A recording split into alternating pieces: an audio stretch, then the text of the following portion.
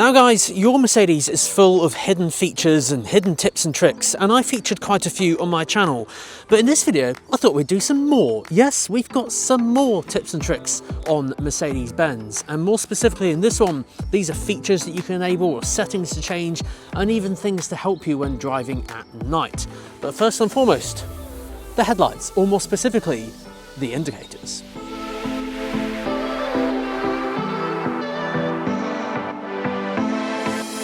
So the very first one on this list relates to the indicators. Now, did you know that when you lock a Mercedes-Benz, you'll get 3 flashes from the indicators, and providing it's a fairly modern Mercedes, you'll also get the rear mirrors, of course, fold in as well. But did you know that when you unlock it, you only get 1 flash? So 1 flash is unlock, 3 flashes means it's locked. But you can also tell from a distance, say someone left, I don't know, a door slightly ajar or the boots are not shut properly, when you go to lock it, you won't get a flash at all, even though the wing mirrors are folded in. So you can tell from a distance if your car is actually locked almost from the other side of the car park. Now, in addition to this, what you could also do is enable a thing called acoustic lock. Basically what this does is give you a little toot from the car's horn to say it has successfully locked. Same as the confirmation with the 3 flashes on the indicator lights. To enable this, just go onto your multimedia system, go onto home, then go to settings, then go to the vehicle tab, open and close, and then acoustic lock. Just toggle this on, and then this is the toot from the horn that you'll get. Now for this next tip and trick, did you know that you can actually link your Mercedes-Benz key to your profile now, which I think is brilliant. That's been a long time coming. Now for clarification, I don't know what Mercedes-Benz models this is capable on. Obviously I've been testing a few Mercedes cars recently and a few of them do have it. I don't know if this is going to be a software update, so you'll have to ask your local Mercedes-Benz dealership or something like that. However, I have seen this on a few new cars now, so I thought I'd share it with you guys. Now to access this and make use of this, you will need to create a profile. So I'm going to link that on the pop-up banner up above. Make sure you've done that first and you've got your app all set up and your profiles are up here in the top right-hand corner. Go to select the user and you've got your name here. You must have that set up first. And basically, when you go to log in on that profile, you'll actually be presented with a setup assistant, and it's in there is how you can link this to your profile. So it's this thing here, the setup assistant. When you're signing into your profile for the first time, a few cars have this where you can set up your preferred seat adjustment and steering wheel position based on your height, which is kind of cool. I'm going to skip this. Skip past all these things where you can turn off the pin. I've got another video on that one as well. Setting up fingerprint recognition and facial recognition. But the bit I want to find is this one, key recognition. So if you're the only person who uses this key, you can link your profile to this key, which is brilliant because if both of you have a key each at home, then you can have one profile linked to one and one profile linked to the other. To do this, just press link, make sure the key is in here, and then you press the unlock button.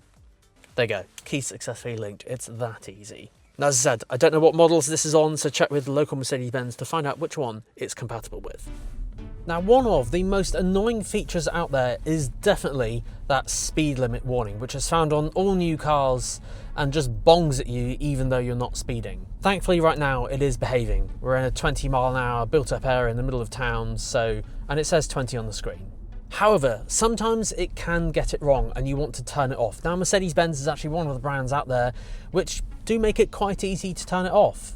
So there's a couple of ways you can do this, and yes, it is completely safe to do this while driving because it's just one touch away, which is why I love it. Some brands I've definitely reviewed where you have to go about 3 or 4 menus deep to turn it off. But in a Mercedes-Benz, there are 2 ways. So the first way is top right-hand corner of the screen. Just literally tap that and it turns it off. Also, there's a mute button on the steering wheel, and if you hold the mute button on that one, it'll also turn it off as well. Brilliant. Now, lane assist is also something which sometimes does need to be turned off. I find on most cars it's fairly accurate most of the time. Where it can intervene just a little bit too much, where you might want to turn it off, is either on a narrow country road or when there are very small roadworks. You know, the ones on the motorway where they get really, really small. You might want to turn it off for that. Sadly, there's no quick, easy turn off button in a Mercedes to do that, but it is only just a couple of taps away. So you can either press the vehicle settings button down here, and then you can see active lane keeping system, turn it off there just like that, nice and easy. Or from the home screen, you can also do the same thing and just swipe down and then it's there as well. So 2 taps for the lane assist, but only 1 tap for the speed limit warning. Now, if you were lucky enough to have a HUD, also known as a head-up display, not heads-up display, head, there's only one, you can actually make a lot of adjustments over on the steering wheel. Now, to turn it off, if you go to that vehicle settings button, tap in here, this is how you toggle it on and off with head-up display button or HUD just there, and you can see it'll disappear and come back up. But it's some very clever tech. Basically, this is what I see. You can see your speed here with either cruise control or limiter, and the speed limit for the road, it's 5 miles an hour because I'm in a car park. But using the steering wheel, if you press the home button and swipe up, you can actually view some extra things up here. So you can swipe this left and right and view minimal, which is just your speed. This is actually my preferred one. You can show sport, which actually mimics the sport theme on the instrument cluster. Standard, which is the one we just saw. And then there's some settings. Now in settings, you can actually adjust the height of the head-up display. So you can move it up 5 points, back to 0, and then also down 5 points as well. And you can also adjust the brightness. So from here, move it up or down, and your brightness as well. Now, did you know that Mercedes-Benz have also introduced an actual app store for the multimedia system now? This was evident when I did the comparisons between all the different MBUX generations. So guys, if you haven't seen that one and want to know more about the different multimedia systems in Mercedes, I urge you to go look at that video. I'll link it on the pop-up banner up above and put it in the description down below. But basically, if you go onto Home and then go to Store, in here, this will bring up about 30 different apps. But once it has loaded, there's things like MBUX Notes now, which can sync with certain other third-party providers. There's Ride View, so you can watch movies on this. I remember seeing that at CES Consumer Electronics Show a couple of years ago. You can order Just Eat Takeaway to the car. I'm not sure why you'd need to do that. Maybe you're waiting for your car to charge or something if it's an electric car and you don't want to get out. I don't know. I don't know why you'd need to order a Just Eat Takeaway to the car, but imagine trying to explain that to the driver. I was really tempted to do it for this video, but it's not lunchtime yet, so. There's Disney, there's YouTube, there's Audible, there's Spotify, Twitch, Amazon. There are so many apps on here. There's games, TikTok. You can just mindlessly do your doom scrolling in the car now. It's crazy. So yeah, rather interesting. There's even booking.com on here. I can book a hotel using the car. I want to know from you guys if you have this on your car, if you're using any of this. I'm genuinely curious. Now, providing that you have a thing called augmented reality, which is found on some Mercedes-Benz, it's like a special camera up here, puts blue arrows on the screen like this, which is really cool. But there's also a thing that you can enable on settings called traffic light view. So this is found in settings and then assistance and then the assistance menu again, and there's traffic light view. Once enabled, when we come across to some traffic lights, which was perfectly timed, and we come to a stop, I can't see this traffic light now because this unit's in the way. But when we come to a stop, there's the traffic light.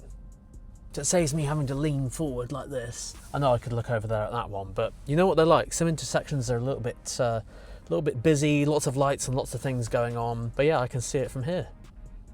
There you go. Green. Perfect. There's also a new thing I've noticed on Mercedes-Benz cars now. There's an acoustic warning for when the speed limit changes. Now, there are other makes and models and brands out there. I've had this for a little while, but interesting to see it's on Mercedes now. It's actually very well hidden. All you do is go onto the home screen, then go to settings, then go to the assistance menu, then go to the other assistance menu on the left-hand side, then navigate to traffic sign assist, and in here, scroll down this page, and there's a new thing at the bottom, acoustic signal for new speed limit. And for the next tip and trick, I need it to be nighttime.